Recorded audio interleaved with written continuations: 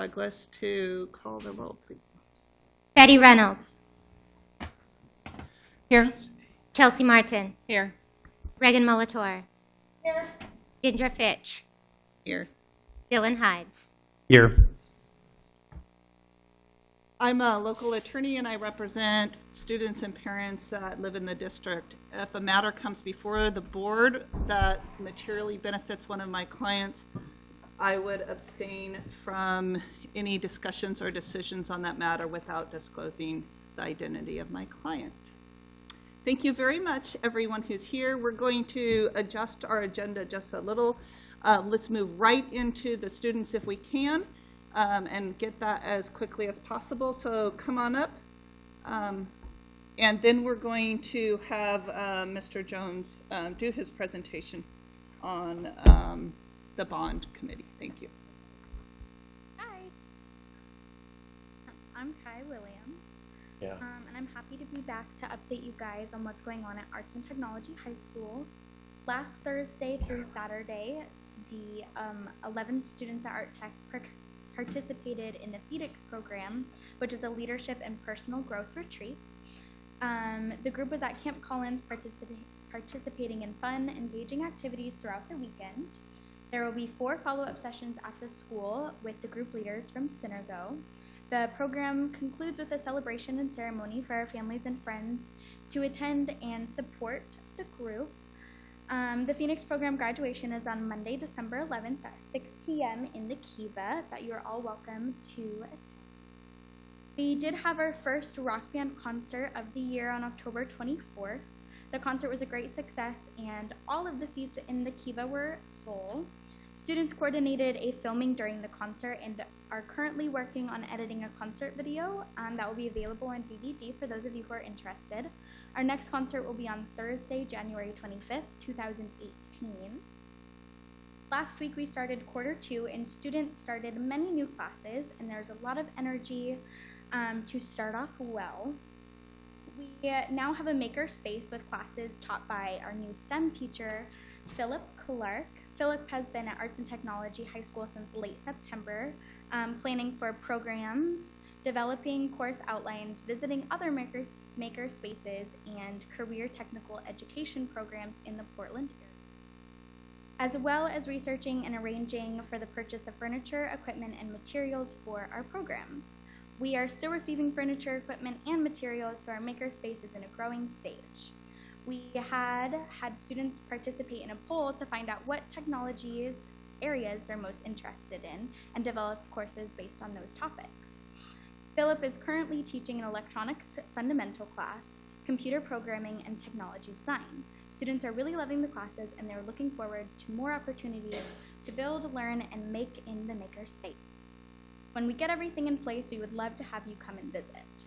On December 13th, we're having our annual community luncheon in the Kiva. Our luncheon is a celebration of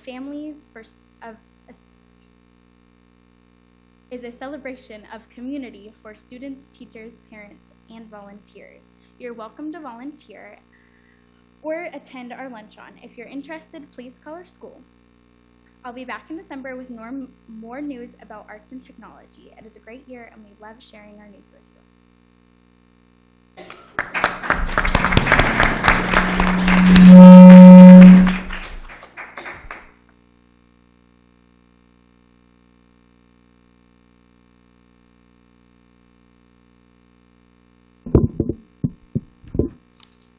Hello, my name is Shay Hicks, and I will be representing Westland High School.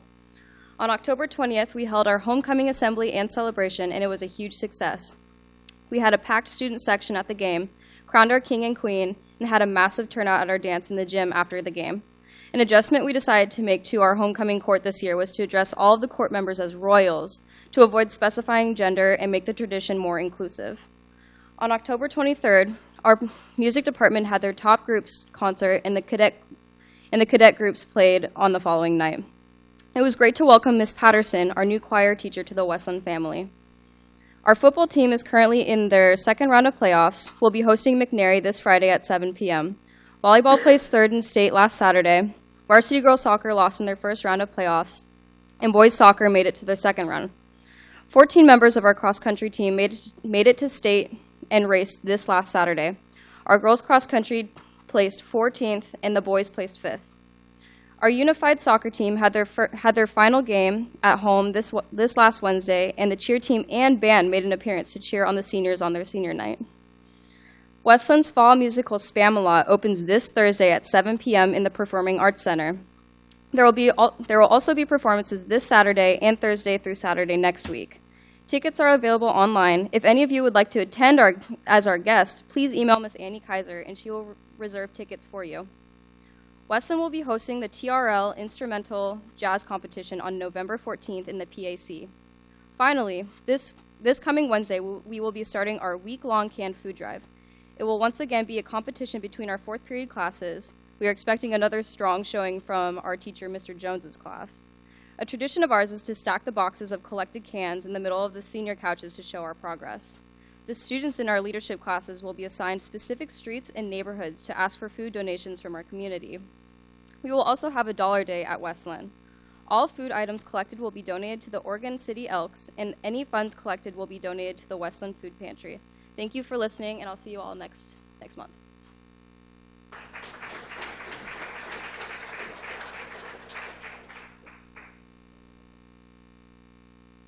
Hi, so I'm Kara Hicks. So I'm coming here on behalf of Wilsonville High School and our student life. So to begin, our activities, we have the Women's Empowerment Club, actually, that was just began by my friend Sierra Bishop and Imani Woolery, I believe.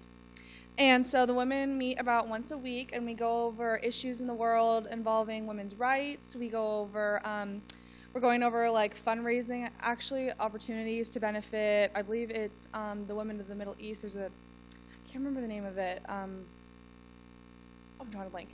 I'll tell you next time, because I know for a fact we are doing that. So the club was just began this year. We actually, the day of Club Rush, thought of it, and we approached Mr. Sundquist, our ASB leader, and he thought that was a great idea. We put the table together last minute, and it's been actually so fun. I've joined it too, and I think it's a great time. So Journalism has also printed their first newspaper, so it's been great, the Paw Print, run by editor Mary Kimball and Brett Thompson, and it's been a great success. Everybody has been so interested in looking at these newspapers, and I think it's a really cool way to get journalism involved. A lot of the English students really like to write for this paper. It's really fun. Everybody gets involved in it with photography, writing, or you can be in the broadcasting where you get to report live news. It's really interesting. And The Little Mermaid just had their premiere last week, so this is their second weekend and final weekend. I went and saw it, and it was awesome. They have bubble machines everywhere. They have crazy costumes and choreography, and it's amazing. I thought it was super cute. And Band and Choir is doing live music for it, so that's also pretty cool.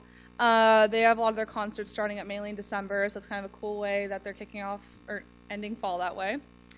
Art students had a show at the Charbonneau Art Festival, and we're really just right now getting underway for Christmas time. A lot of people are getting prepared for all the festivals we have coming up. We have a lot of band concerts, so that's pretty exciting. We also have tryouts for winter sports next week, so everybody's been going to all the open gyms. The only sports we have still going right now is football. They have their second round of playoffs this week as well. But we did have both cross-country teams make it to state last week. All did an amazing job. We had a great turnout. And so we just hit the end of the quarter, too, and as a senior, I can tell you, like, that went really fast. So that definitely is coming up pretty fast, and it's really starting to sink in. Like, we're officially back in school. We're all settled in. And I think we've all really started to got to know our new teachers. Like, I've grown really close with my new economics teacher, who's brand new this year, and I feel like everybody just has really settled in and gotten to know everybody. We also had our unified dance, I believe it was 2 weeks ago, or that was last Friday. And it was a great turnout, and all the kids were loving it. My friend Jordan told me he had a great time. It was super cool for them. And I think right now, just mainly, like, from what I've noticed, a lot of seniors are starting to really get their college apps out, and we've had a lot of meetings about it with our college counselors. But right now, really, it's just kind of we're in that in-between between fall and winter sports and fall and winter, like, for academics. Just everybody's really in the little shift right now, but it's been great, and we've had a great year so far. It's been pretty fun. So, All right.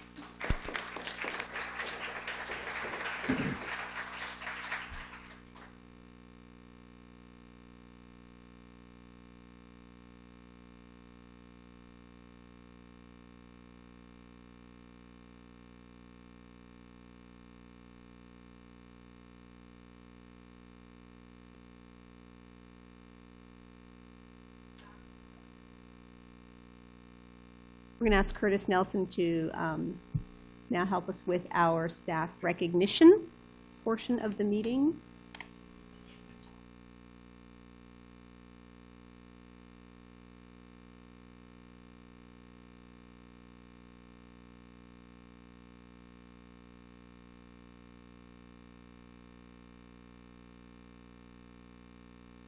Ben?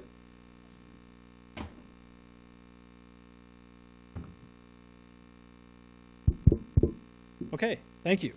So first off, my apologies. We made some adjustments to the system, and nothing like testing it for real. So apologize for the little feedback that we've had. Unfortunately, I wish I could promise that it's not going to happen again, but we're trying. So tonight we're going to honor our IT staff and thank them for the wonderful work that they do. And I've got a short presentation here. Start with some intros. The IT staff, we have a software and network engineer, Isaac Force.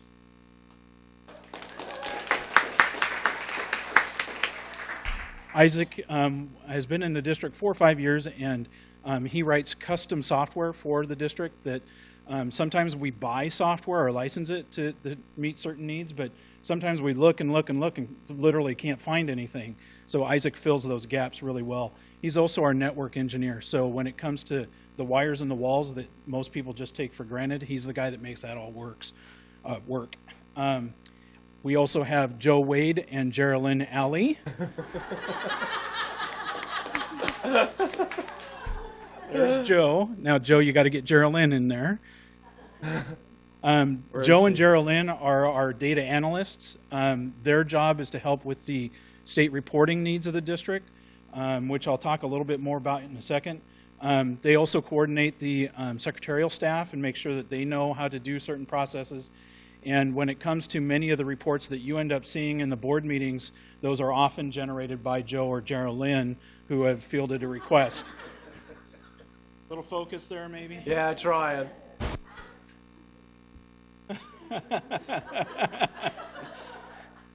Our IT specialists themselves, we have 9 of them. These are people who work in the schools. Several of them are here tonight. There you go. There's a nice sharp image of Geraldine. Angie Hammond from West Linn High. Stand up. Dave English from Wilsonville High. Stephen Ellison from Art Tech, Meridian Creek, and Crest. David Benston, where would you go? David Benston from Athey Creek and Bolton. Peggy Pricer from Rosemont Ridge and Willamette. George Gubbins is not here tonight, but he works at Wood and Boone's Ferry. Tina Gardner works at Cedar Oak and Sunset. Jessica Pricer works at Lowry and Trillium Creek. And then Summer Reloba is not here tonight either, but she works at Beckman Creek, Stafford, and Three Rivers. So the IT specialists are our frontline support. They work in the schools. They are, during the school day, they're on call for any emergency that could happen within their schools, but it could even be a neighboring school that they're not necessarily working in that day. We like to say that our IT staff is probably a scream away, meaning that literally if you were a teacher and had some circumstance come up that you needed help immediately, you probably could walk out of your hall and out of your classroom and scream, and we're not necessarily even in the building, but we'll hear it in a repercussion 1 or 2 steps away, and we'll probably be there very shortly. The IT staff sets up our systems, which there are thousands of, and I'll talk about that in a second. So there's physical work involved. They configure our systems. They make them work right. They inventory them. They distribute them. literally move them around on carts, which is an incredibly laborious task. And the flip side of that is they collect our systems, they train staff, and problem solve is one of their major tasks. What we deal with, we have, these are rough numbers, but they're pretty darn close. In total, there's over 10,000 computers there, and then another 1,000 iPads, and 200 printers, over 1,000 phones. We just met that threshold. I didn't even tell them. 1,004 as of a couple days ago. 500 projectors, over 750 wireless access points, 450 document cameras. Those are most of the end user devices that our staff supports. We have 1,100 employees, and one of the things you hear that number and you go, wait, I didn't think we had that many employees. If a person is a 0.1 employee, they're an employee. We need to set up accounts for them regardless of whether they're 0.1 or 1.0. So there are a lot more employees than there are FTE in the district. When we set up accounts, we set up many of these accounts manually, meaning one at a time. And I won't go into all the details of those, but there's also on the right side a few listed that are our actual curriculum adoptions, and much of our curriculum is delivered electronically now instead of via textbooks. We have 11,000 students, which again, you may hear that number and go, wait, we don't have 11,000 students. But during the school year, there's about 1,000 students that come and go. So and we have to take care of all those comings and goings. So as they come and go into the district, we create accounts for every one of those students in a variety of systems. We feed data into the library circulation system, into the food service system. We even feed data into the bus routing system that First Student uses. So when a student enrolls in school the next day, when First Student staff logs into their system, they see, oh, there's 5 new kids, I need to assign them to buses. And that all happens electronically. In addition, we also have a number of accounts that we create for students in curriculum-specific projects. These are areas that 10, 15 years ago, nobody would have thought these touched us. But now they're not only touching us, but in many cases solely our responsibility. So the intercom systems, that's all supported via IP networking. AV systems, auditoriums, curriculum spaces, the audio and video systems in those spaces. The security systems, when any of our staff walk into a school on a weekend or early or late and they have to put in a security code, we're in charge of maintaining those codes. We're putting in video monitoring around the district. Lighting. The lighting controls in the district are now controlled over our network. The door locks in some of our schools are now controlled over our network. Literally the classroom doors. The HVAC systems. If somebody calls Mark Rainey in our maintenance department and says our school is really cold or our school is really hot, Mark has the ability over the network to drill in and adjust things in that room specifically or broadly. And then bus routing also. Our big initiatives, every year we have initiatives that sometimes carry on from year to year and other times they're new.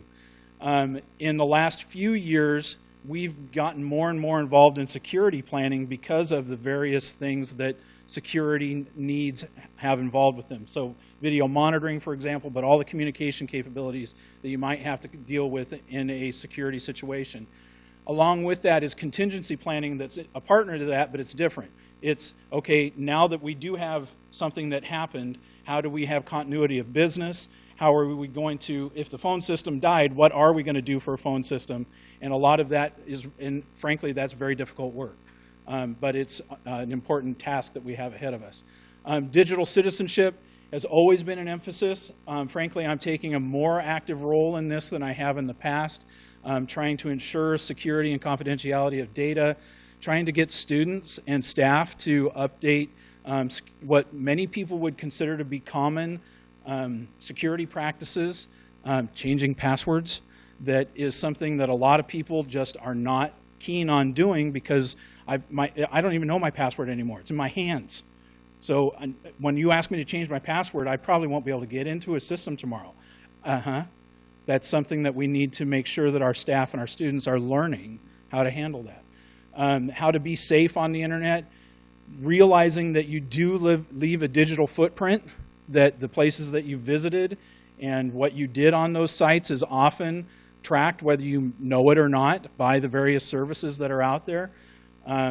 We also have a major agenda item that's going to be going on for at least a couple years around increasing the accessibility of our websites to people with disabilities, and then state reporting. So on the state reporting front, when I came back to the district in 1998, Jane McFadden was the superintendent secretary. She handled state reporting. That included one piece of paper that she filled out the front side of 4 times a year. That was the entirety of state reporting. She was unbelievably excited when we were allowed to fax it in, and then a couple years later we were allowed to email it in. It was, oh my gosh, this is so much better. State reporting has gotten very intense. So here I'm just going to give you an idea of what it looks like. This is a list of state reports that are required by ODE. There's about 20-ish on that page. The ones with the plus sign on the far left, if you hit that plus sign, that means that there's somewhere between 4 and 15 or 20 additional pieces to that one. So you'll note up in the top right, I put page 1 there. That's page 2. That's page 3. That's page 4. There are 74 state reports required now. Many of those include multiple cycles of submit the data, get what they call an error back, but it's usually not an error as much as it's another district with a conflicting piece of data that we have to then resolve. Those resolutions are incredibly burdensome. There can be times when we get down to 3 or 4 students whose there's, for lack of a better word, there's an argument between 2 school districts. We had them on this day, no, we had them on this day. When those situations come up, we have to track down somebody at the other school district, who has to find somebody within the school, who has to verify when the student was there, and then it comes all the way back up the other direction. It can take days to track down those single one-off situations. But especially in our school district where graduation rates are we're so successful with those, tracking down that 1 or 2 or 3 student difference can make a big difference in what's perceived as our graduation rate. So it's valuable to do, but it is incredibly burdensome. This is an example of what our work looks like. This was during July. That stack of boxes there is about 25 Chromebooks. This summer we got 4,000 Chromebooks. So just to give you an idea, this is a quick little action here. So you can see that there are 4 of my staff working. This young man is my son, who is a junior at Canby High, who I said, Matt, you're coming in and working for me today. And I think I bought him dinner, but I think I'm supposed to do that anyway, aren't I? And this gives you an idea of what some of our work looks like in terms of the physical labor. And again, that was 25. Imagine that expanding out to 4,000, which was, by the way, only the Chromebooks. We had a whole bunch of other devices that we acquired this summer as well. Our work looks physical, it's mental, there's problem solving. We try to be as proactive as we can, but the reality is that we're very reactive too. But there's great variety in the work. Once things are running, which frankly pretty much never happens, but once things have stabilized, the school year has kind of settled in, which is a couple weeks into the school year or so, you will then find our IT staff actually working in the classrooms. So the first session of MAP testing is always a high anxiety situation for the kids and the teacher to help students know how to get into the system. So we go to great effort to try to be in the room during those sessions, especially at the start of the year, as much as possible. Same with SBAC when that rolls around later in the year, Rosetta Stone, typing agent. You can see the list. It goes on, and the last one could go so much more. It could go forever. Online books, audio books is another new one. I asked my staff to tell me something they love about their job, and luckily I got responses, so that was good. The first bullet here, knowing that I have and will in the future make a difference in the lives of students and staff. I think that speaks to the quality of my IT staff. Staff and student contact, techs get to know everyone on campus because everyone needs your help eventually, and being a valued member to the staff. I'll skip around here. Never a dull moment, second one from the bottom. There's always something new to learn, new to fix, new that will break, and I'm never alone in the troubleshooting process. I go to others for help, and others come to me. The feeling of team here is strong, very strong. I think the second bullet here is really an interesting one that goes to why technology really can make a positive difference in schools. I would describe it as work that's motivated by a combination of user empowerment and positive social outcomes. The communication scheduling sign-up systems, for example, are listservs, conference sign-ups, enrichment sign-ups, CREST summer camps. They empower a parent who has an odd work schedule to be closer to even ground with a parent who stays at home, so they both have the same opportunity to stay engaged. There's a mantra in technology from early days of technology and education that technology was creating a gap, an opportunity gap, but because we have invested so well in technology, we've actually turned that corner, in my opinion, to where technology is closing the gaps. It's not a gap itself anymore. We're actually providing access that students who weren't advantaged enough did not have. So by closing that, or by providing those opportunities, we're actually closing the gaps. A couple more here. Working with the teachers to make tech easy to understand and use so that they can do the same for their students. This is one that we find incredible satisfaction in knowing, because we came in on a Saturday night and fixed the power problem in the wiring closet within an hour of the problem occurring, that no one will probably even ever know that it happened. And I will look around this room, and I know there's one person that would say otherwise, but we had a major network event last night. I was woken up at 3 a.m. by systems alerting me. I was here at 4:30 a.m. solving them. There's only one other person in this room that even knew that happened, and it was Isaac. And it's because I was consulting with Isaac to solve it. We had it solved before school started, and nobody ever knew it happened. And I'm not telling you about that because I'm seeking anything. I just want you to know that that kind of dedication is something that is there all the time for us. This first bullet, I'm almost done. This first bullet, again, is one that's really profound to me. Last year, a parent pulled me aside to let me know how much they appreciated me taking an interest in their son. They explained that he doesn't really like school, but he looked forward to talking with me. I didn't even know the student's name. I put 2 and 2 together and realized I had only talked to him maybe 2 or 3 times, and very briefly. Since, I have gone out of my way to seek him out to chat every now and again. He is doing much better this year in school. I know I have a small part in that pattern of success moving forward. And respectfully, I would say to the person who submitted this, you didn't have a small part in that. You had a big part in that.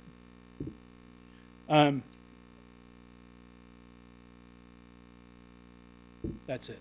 So I guess in conclusion, I'd just like to say that I'm incredibly proud of our IT staff. I think the school district gets an unbelievable value out of what we do, and we do so much more than just make sure the technology continues to work, but that we try to make it thrive, we try to make it useful, we try to help with digital citizenship, we try to help in so many ways that go beyond is it connected and turning on, that are just not obvious. And I can't tell you how proud I am of this staff, so thank you.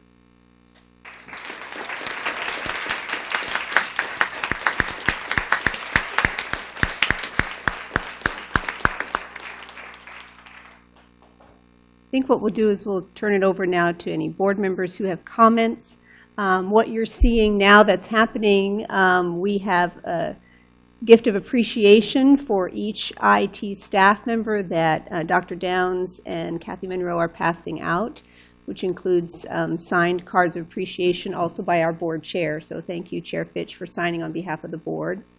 So we'll hear now, I think, from board members, and then I do believe our communication director would like to get a picture of all of those who are here tonight. So hang in there. We get to recognize you just a little bit longer, and then we'll take a quick picture before you leave for the night. Thanks. I can tell you're very passionate about technology. And I love that because, you know, I need people like you in my life, and I know our schools need it.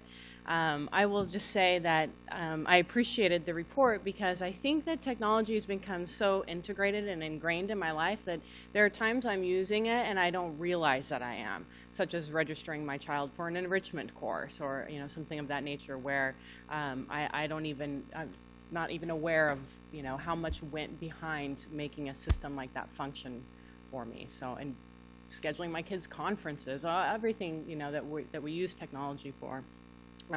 We certainly do notice it when it fails.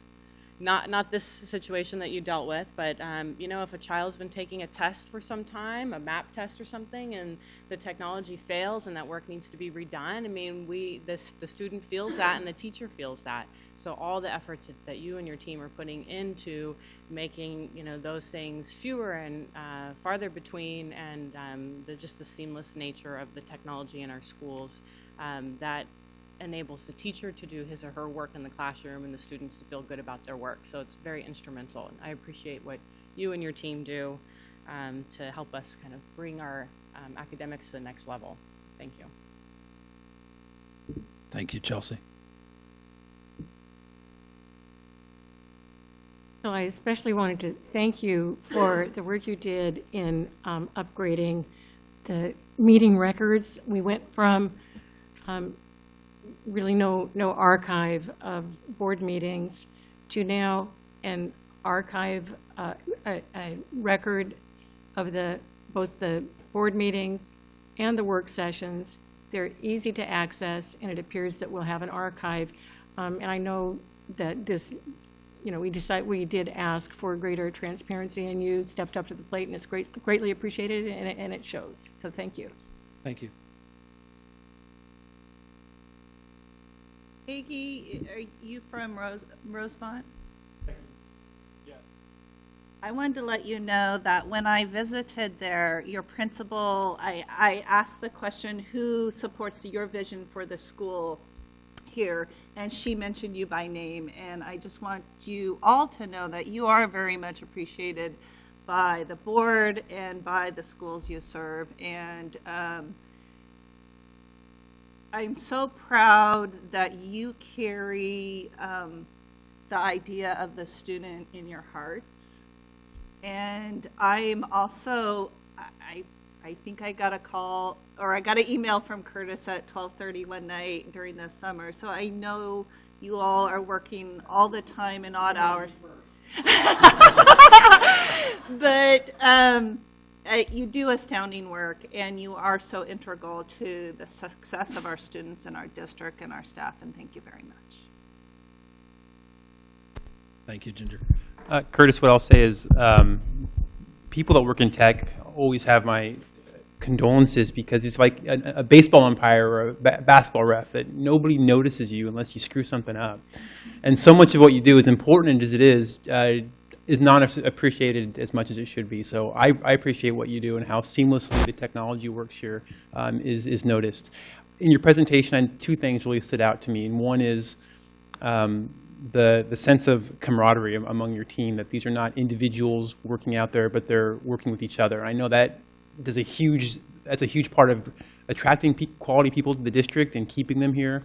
And the second thing that really stuck out at me is that the individuals on your team recognize that they're not just tech wonks that go in schools and fix stuff and leave, but they're actually part of the school community and make differences in kids' lives like a teacher or any other staff member would. So thank you for building a great team around you. I really appreciate it. Thank you. And that credit is solely on them. They are fantastic. I will say that when I hire people for my staff, I certainly probe at their technical skills, but I'm more interested in their team skills, their problem-solving skills, their camaraderie. Great. Well, before we embarrass you further and bring you up for a picture, I want to also just add my deep, deep appreciation. I think back years ago, sitting many hours in my office at Sunset with Peggy Pricer, saying, now, how do I make a website again for, where would we put the Sunset Eagle?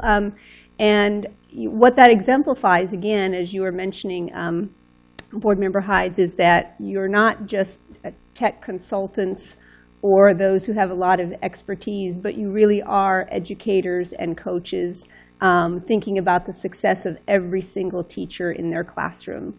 And I know beyond the day, you attend assemblies and events and evenings, making sure that whatever a principal is putting out to hundreds of parents goes incredibly smoothly. Essentially, every classroom is like a presentation moment.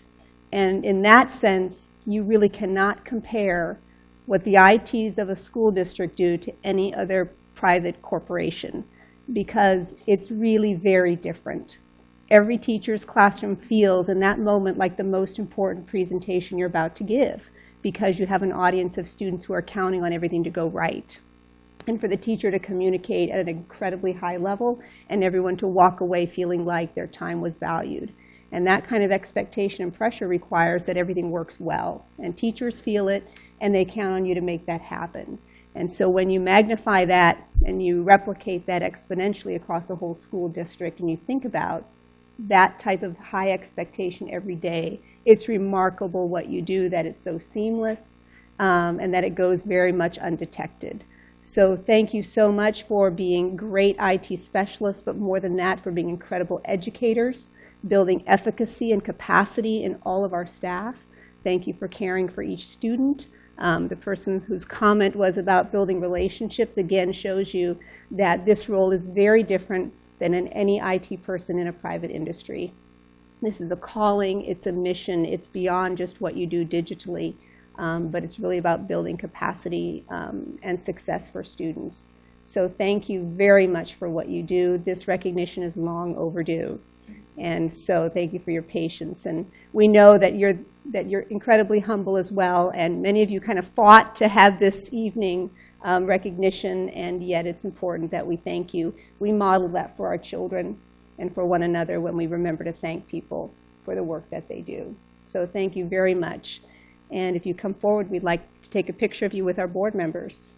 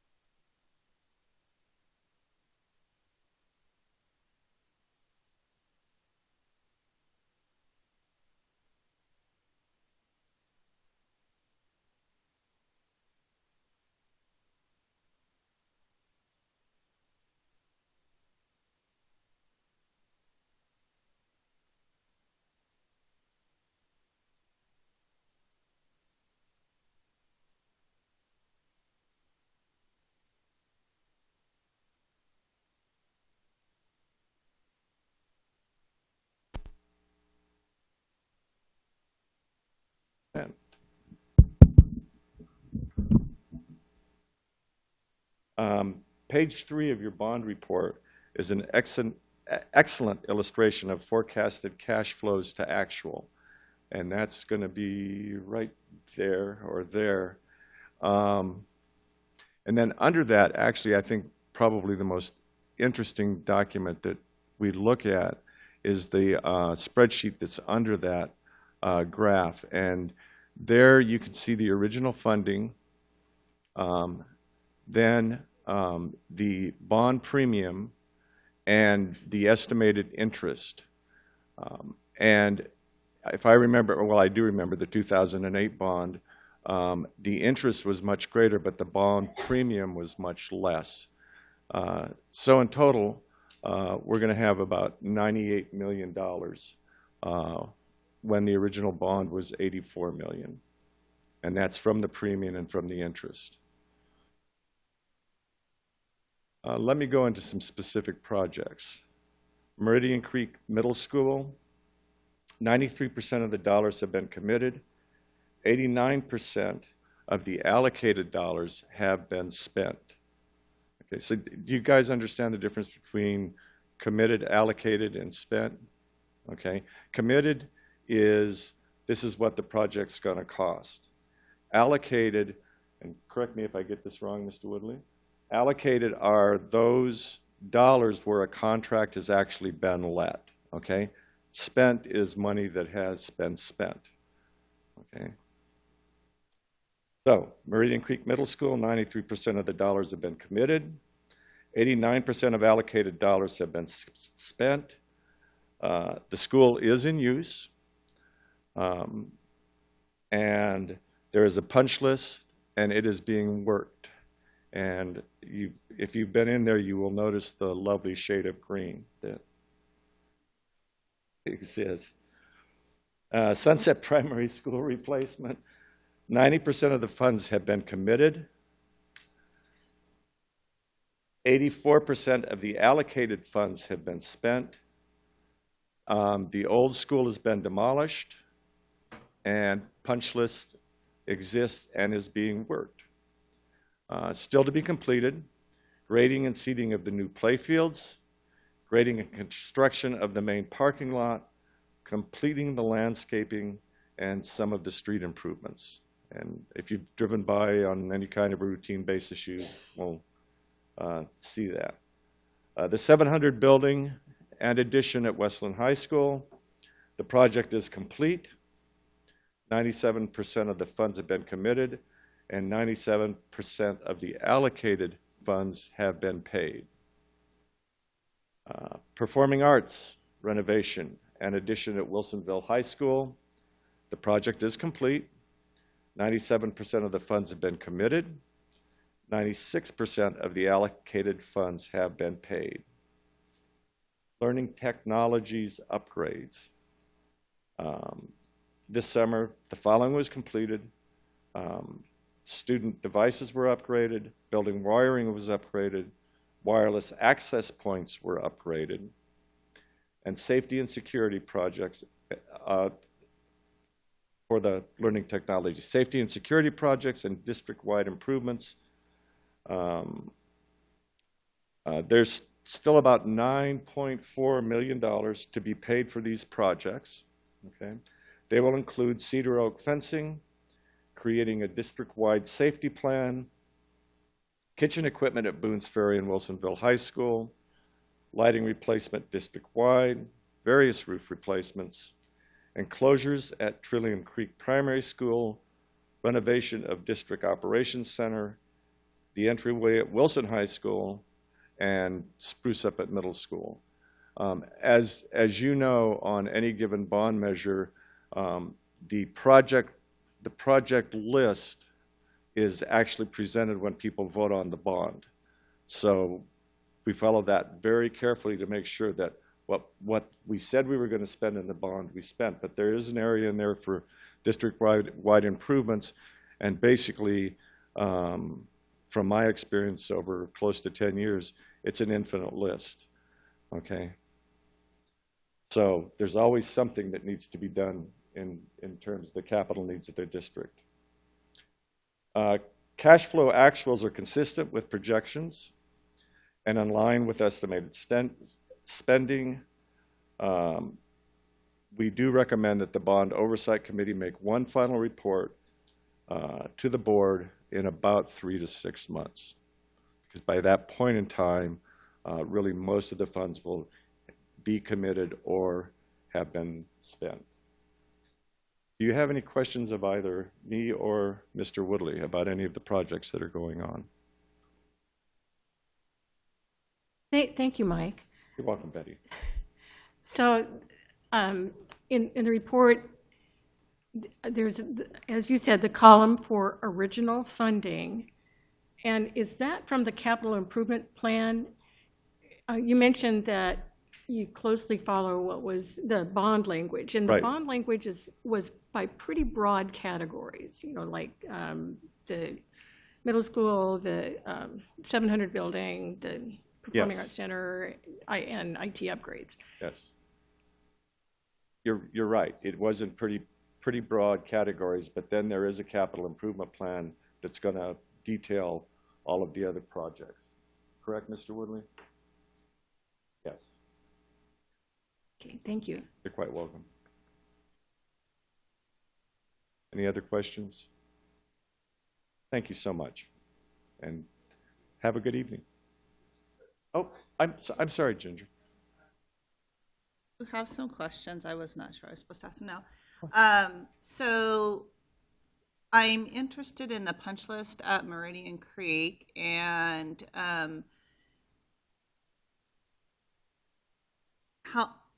what is the nature of that punch list? Is it indoor, outdoor? And do we have an expectation of the contractor when that's going to be completed? Yes. Connected to that, and that's a typical thing. Contractor finishes their work, they notify us, we're generally done. Our architects go through, engineers, and they do a punch list. In this case, it was fairly extensive. You'll recall that both of those schools finished just in time, and that probably produced a little larger punch list. Some items that just hadn't gotten done, delay in materials or timing or whatever. And then there's some that are just typical of, you know, the trades not finishing little things or little glitches that come along. But both of the new schools did have extensive punch lists. They are in process at Meridian Creek. They're probably 50% done. And this is a typical, we always open them on time, and then by Christmas they're done. And I would expect that will happen again this year.